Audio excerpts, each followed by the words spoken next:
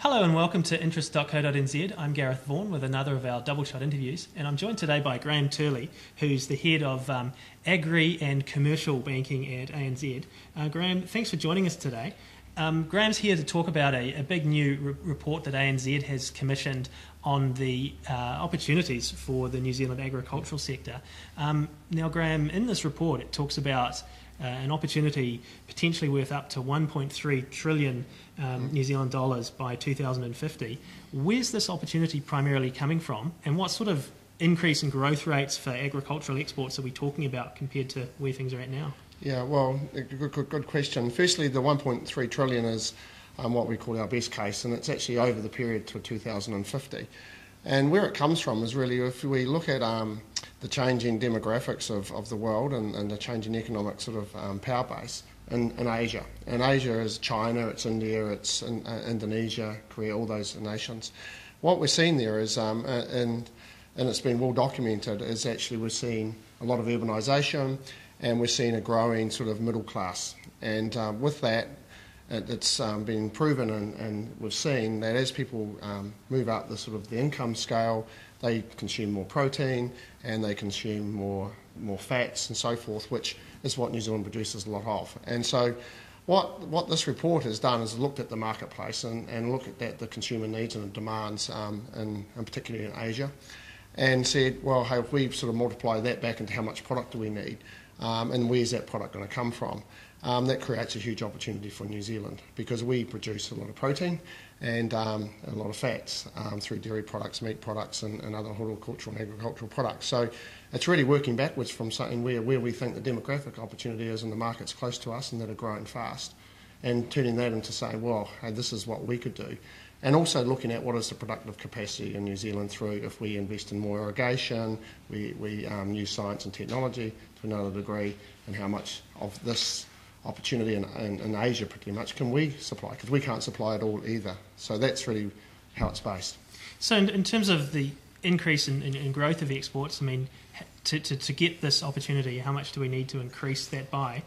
And are we talking just about dairy? Are we talking about New Zealand becoming the dairy farm for China, or are there other agricultural sectors that really have a chance to tap into this as well? Absolutely, this is for the entire agricultural sector here in New Zealand. It's clearly we talk in the report a little bit about dairy, because dairy is it's a great model and it's working really, really well. And some of the other models, the red meat sector, as been pointed out in the red meat sector review, has got some supply chain issues and different things. There's niche sectors like the wine sector, kiwi fruit and so forth that are doing very well as well. So now this is across the whole agricultural sector. And clearly, the report also talks about, a lot of investment required. And they talk about 210 billion over that period to 2050. And that 210 includes, people, leaving the industry and being brought in by new people. So therefore it's sort of me buying your farm sort of thing, as well as new investment in processing and irrigation, new technologies, robots, whatever, tractors and so forth. So actually we cannot get the prize that sits out there without actually investment. Nothing comes for free. No, look, in the report, as you say, it mentions $210 billion needed for growth and profitability, and 130 billion needed for farm turnover, I guess, to encourage the sales and whatnot. Now, obviously, that's a lot of money in a New Zealand context. Where does that come from? I mean, is this where ANZ comes in? Yeah, absolutely. Well, the reason ANZ's commissioned this report, it's free front, is we actually think the agricultural sector in New Zealand and Australia is a great opportunity, and we think the future is looking good for it. We're a big player in it, definitely the biggest player in New Zealand. We're a large player in Australia as well in the agricultural scene, and so we're committed to it. So, this is about us saying how can we facilitate and use ourselves to help New Zealand, win this prize. So really, where does the capital come from? There's there's three areas really. There's the first area really is actually profit generation from the industry itself, and that is something that I guess we got to get a lot better at as well. The dairy industry, you got Fonterra that's been very successful, but still, even there's a lot of debt on dairy farms. And so actually the cash generation for new investment is still reasonably limited, so we need to improve that. And the red meat sector, it's on farm again, we need higher profitability, cash flow generation, so we create more cash for investment, which is equity. So that means productivity as well. Plus also the supply chain, it's a bit sort of misaligned and fractured. So there's one part of the supply chain will make money and the others won't. So we've got to get more profits out of the industry. Then there's clearly the debt funding, which comes from the ANZ.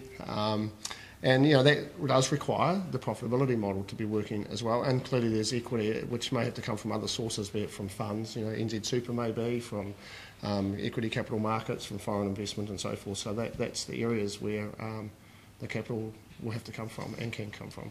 And obviously this capital won't all come from within New Zealand. Some of it is from overseas. I mean, obviously we've got some sensitive issues in this country around foreign investment and foreigners coming in and buying farms, obviously the crayfish being the key example. To what extent is that going to hinder us in achieving some of these lofty goals? Yeah, I think we've got to become realistic about foreign investment. End of the day, New Zealand's been built on foreign investment. There's a lot going on now. There's a lot been going on for a while, and actually it's all been very constructive and very beneficial and positive to New Zealand. The crayfish farm, there was, people have different views on that. It's but unfortunate, how it got so much press. But I think foreign investment is a good thing. We're going to need some to catch this prize. The key issue about it is actually to understand the foreign capital and actually use it to our benefit. Clearly we have rules around sensitive land, and they're good rules as well. People just have to understand them when they invest in here. And even through those rules, we've had a lot of foreign investment in New Zealand.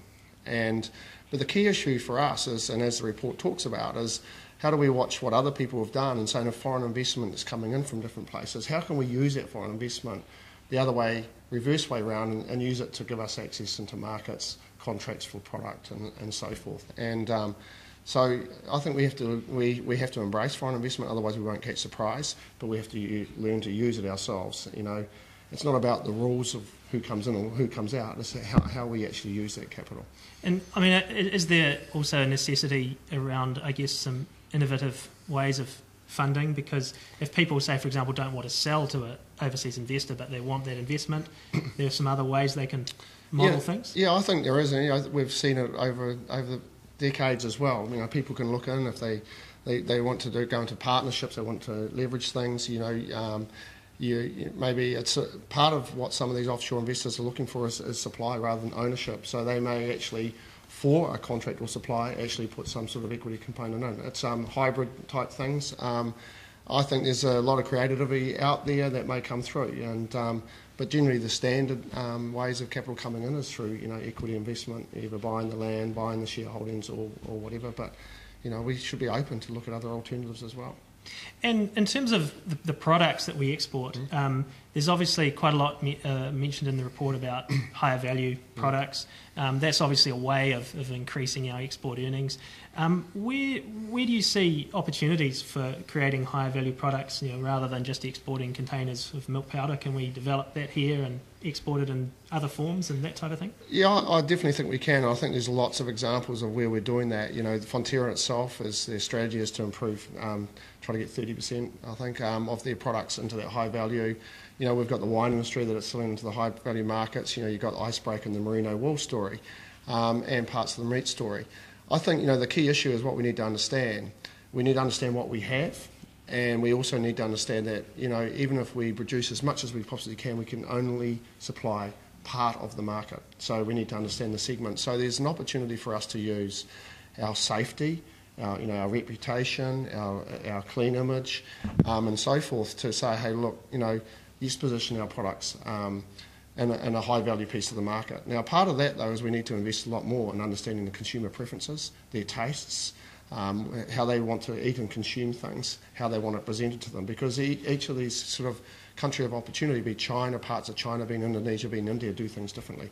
So we need to think differently to do that, but definitely there's a lot of opportunity for us to upscale the value of the products that we're getting. And obviously, with this big push for the agricultural sector, I mean, obviously already there are some issues around New Zealand around water use and that type of thing, and criticism from some quarters over treatment of the environment and pollution, etc.